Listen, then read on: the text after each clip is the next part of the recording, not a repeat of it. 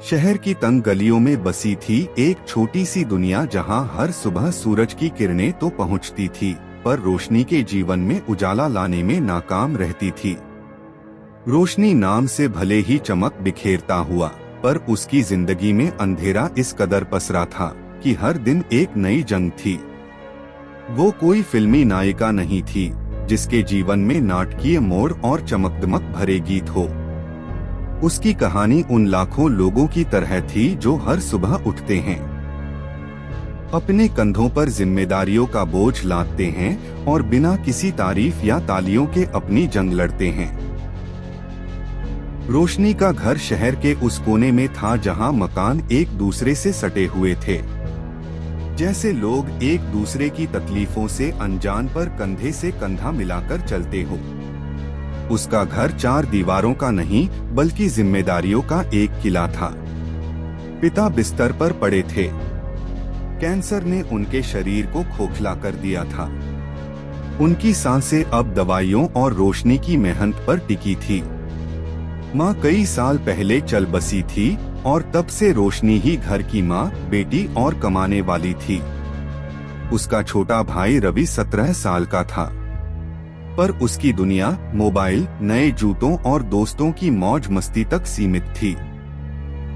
वो रोशनी की मेहनत को समझता नहीं था या शायद समझना नहीं चाहता था। रोशनी एक प्राइवेट कंपनी में काम करती थी। सुबह 9 बजे से रात 8 बजे तक का उसका दिन एक मशीन की तरह चलता था। वो डाटा एंट्री का काम करती थी, जिसमें ना तो कोई रचनात्मकता थी ना ही कोई सम्मान, लेकिन उसकी तनख्वाह घर की सांसें थी। हर महीने की सैलरी का एक हिस्सा पिता की दवाइयों में, दूसरा किराए में और बाकी बिजली के बिल और राशन में चला जाता। अपने लिए कुछ बचता ही नहीं था। कभी कभी वो अपने पुराने दुपट्टे को देखती जो किनारों से फट चुका था और सोचती कि शायद अगले महीने वह एक नया खरीद लेगी। पर अगला महीना आता और वह फिर वही पुराना दुपट्टा ओढ़कर ऑफिस चली जाती। उसके सपने छोटे थे पर कीमती। वो चाहती थी कि पिता ठीक हो जाए, रवि पढ़ लिखकर कुछ बने और शायद एक दिन वो अपने लिए एक छोटा सा घर खरीद ले, जहां उसे किराए के मकान के मालिक की धमकियों से ना जूझना पड़े। लेकिन यह सपने हर दिन उसकी आंखों के सामने धुंधले पड़ते जा रहे थे। एक सुबह जब वो ऑफिस के लिए तैयार हो रही थी, पिता ने उसे धीमी आवाज में बुलाया। उनकी आवाज में अब वो ताकत नहीं थी जो कभी रोशनी को डांटते वक्त हुआ करती थी। रोशनी बेटा, तुम इतना मत करो। मैं तो अब उनकी बात अधूरी रह गई। रोशनी ने उनके माथे पर हाथ रखा और मुस्कुराने की कोशिश की। पापा, आप चिंता मत करो, मैं सब संभाल लूंगी। लेकिन जैसे ही वह कमरे से बाहर निकली, उसकी आंखों में आंसू थे। वो जानती थी कि पिता की हालत बिगड़ती जा रही थी और दवाइयों का खर्चा बढ़ता जा रहा था। उस दिन ऑफिस में कुछ अलग नहीं था। उसी तरह की उलझने, उसी तरह का शोर और उसी तरह का बॉस का ताना मारना। रोशनी, यह फाइल आज पूरी होनी चाहिए। अगर गलती हुई तो बॉस की बात अधूरी थी, पर उसका मतलब साफ था। रोशनी ने सिर झुकाकर काम शुरू कर दिया। लेकिन उस दिन कुछ ऐसा हुआ जिसने उसकी जिंदगी को पूरी तरह बदल दिया। शाम को जब वो एक प्रोजेक्ट फाइल पर काम कर रही थी, अचानक सिस्टम हैंग हो गया। उसने बार बार कोशिश की पर फाइल खुली ही नहीं। जब तक वो कुछ समझ पाती, उसका सहकर्मी जो हमेशा उससे जलता था, बॉस के पास जा चुका था। सर, रोशनी ने पूरी फाइल डिलीट कर दी। प्रोजेक्ट का सारा डाटा गया। उसने झूठ बोला। रोशनी ने सफाई देने की कोशिश की पर बॉस को गुस्सा आ चुका था। तुम जैसी लापरवाह लड़की हमारी कंपनी को बर्बाद कर देगी। निकल जाओ यहाँ से। उनके शब्द हथौड़े की तरह उसके कानों में गूंजे। रोशनी ने कुछ कहने की कोशिश की पर उसकी आवाज गले में ही अटक गई। उसने अपनी मेज साफ की, अपने कागज लिए और चुपचाप ऑफिस से बाहर निकल गई। सड़क पर चलते हुए उसे कुछ समझ नहीं आ रहा था। ऑटो वाले एक के बाद एक उसे देखकर निकल रहे थे, जैसे उसकी तकलीफ उनके लिए कोई मायने नहीं रखती थी। वो एक बंद मेडिकल स्टोर के बाहर बैठ गई। उसने अपना चेहरा घुटनों में छुपा लिया और फूट फूट कर रोने लगी। उसके आंसू सिर्फ नौकरी जाने के गम में नहीं थे, वो उस बोझ के लिए थे जो अब और भारी हो गया था। वो अपने पिता के लिए थी जो उसकी तनख्वाह पर निर्भर थे।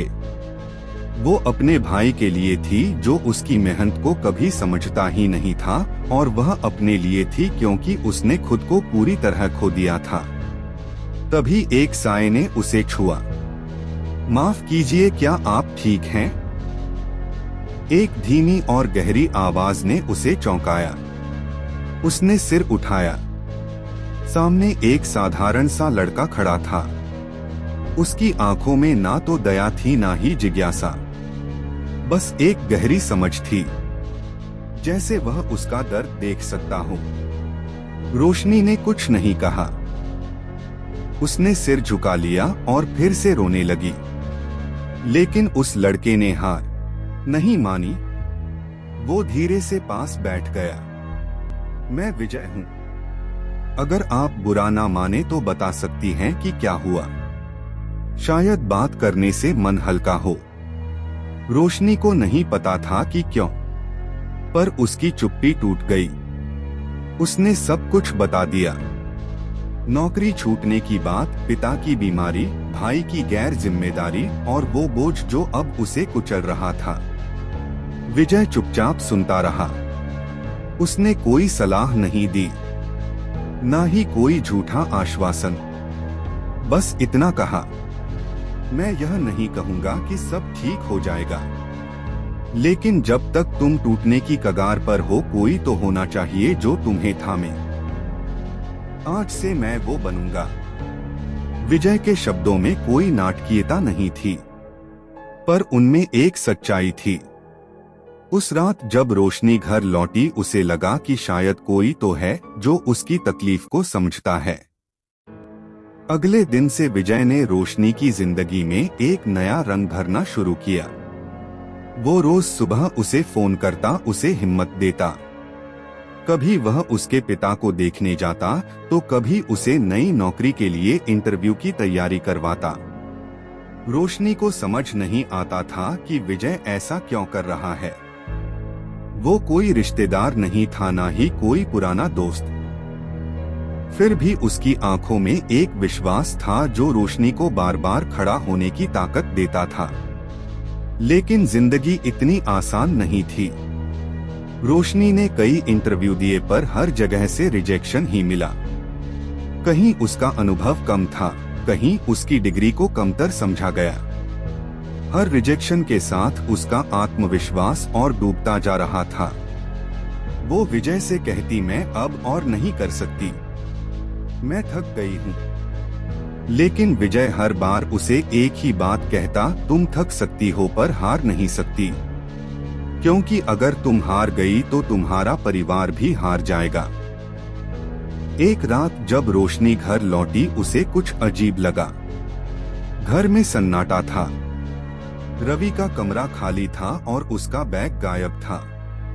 उसने पिता से पूछा तो उन्होंने धीमी आवाज में कहा, वो सुबह से नहीं दिखा। रोशनी का दिल धक से रह गया। उसने रवि के दोस्तों को फोन किया। मोहल्ले में पूछताछ की, पर कोई जवाब नहीं मिला। तभी उसे रवि का एक मैसेज मिला, दी मैं जा रहा हूँ, मैं तेरे जैसे नहीं जी सकता, तू तो इस घर की नौकरानी बन चुकी है। उस मैसेज ने रोशनी को अंदर तक तोड़ दिया। वो समझ नहीं पा रही थी कि क्या गलत हुआ। क्या उसकी मेहनत, उसका प्यार, उसकी त्याग सब बेकार था? उस रात वह घर छोड़कर निकल गई। वो एक पुल के किनारे जा खड़ी हुई। न